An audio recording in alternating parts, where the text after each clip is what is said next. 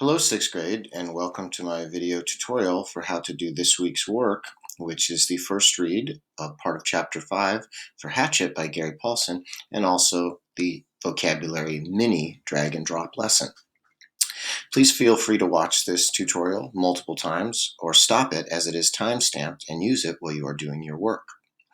The first part of the work today is going to be a vocabulary lesson for the upcoming read on Hatchet, both of which are this week's work.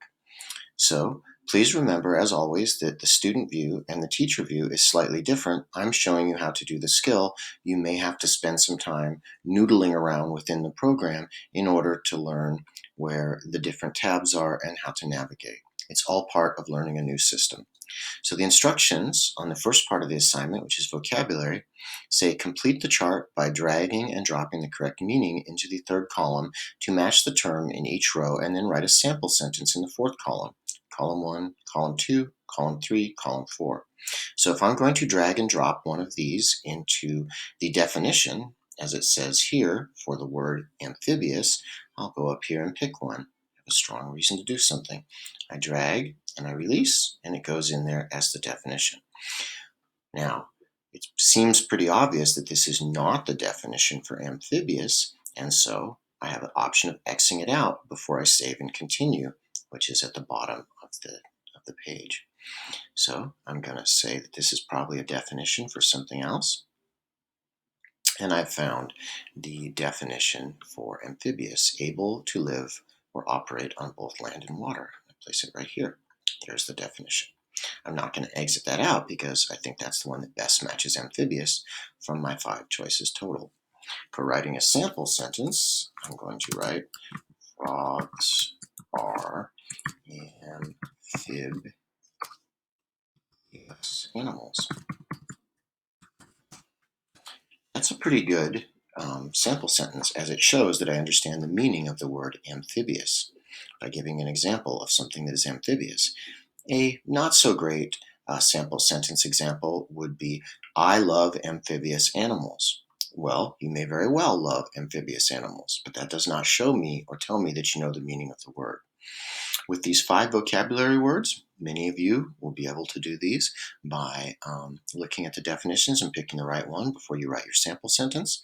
If you get stuck, feel free to use a dictionary or resource that helps you find the meaning for these words, as you'll need them in order to read the text today.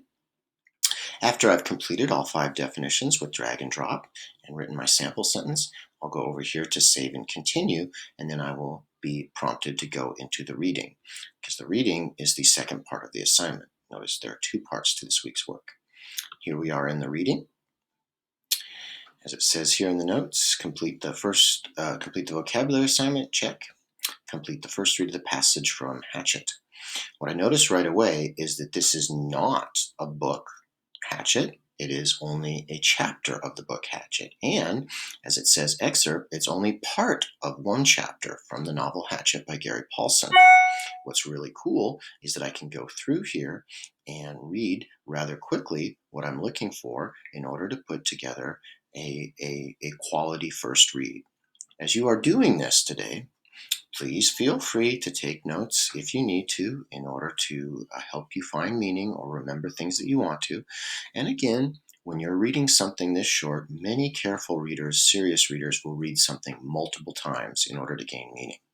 And then you'll see that the words that you just did in the mini vocabulary lesson are in bold.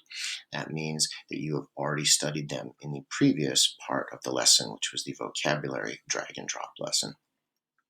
When you are done, to your content, reading this, whether or not you take notes, once you feel that you've completed a quality first reading and completed the vocabulary section previous, and just go down here to submit assignment. That will then send your work to me, and I will know that you have completed both parts of this week's work, the vocabulary and also the reading. 6th graders, as always, anything new is challenging, so please feel free to be a little bit frustrated when you're doing something new. That is totally normal, but that is not a reason to give up.